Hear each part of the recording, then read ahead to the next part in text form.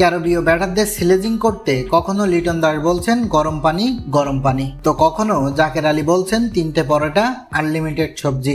Jamaica test এভাবেই sledging এ জমে ক্ষীর হয়ে ওঠে। সোশ্যাল মিডিয়ায় ইদানিং পরোটা বিক্রেতার একটা ভিডিও বেশ ভাইরাল। কলকাতার রাজুদার 3টে পরোটা আনলিমিটেড সবজি এতটাই ছড়িয়ে পড়েছে যে তা পৌঁছে গেছে ক্যারিবীয় দ্বীপপুঞ্জে। জাকির আলীর মুখেও যা শোনা গেল। ঘটনার সূত্রপাত মূলত এই টেস্টের 3য় দিনে মাঠ থেকে সতীর্থদের কাছে গরম পানি চেয়ে হাত ইশারা করছিলেন সাদমান ইসলাম, যা শুনে ক্যারিবীয় ফিল্ডাররা গরম পানি বলে স্লেজিং শুরু করেন। আর সেই স্লেজিং এর কথা নিয়েই 4র্থ দিনে স্লেজিং করে বসেন জাকের আলী আর লিটন দাস। বাংলাদেশের দেওয়া 287 রানে ব্যাট করছিল ওয়েস্ট ইন্ডিজের ব্যাটাররা। তখন ব্যাটারদের স্লেজিং করতে লিটন কয়েকবার বলে ওঠেন গরম পানি, আর জাকের আলী বনে গেলেন ভাইরাল সেই পরোটা বিক্রেতা।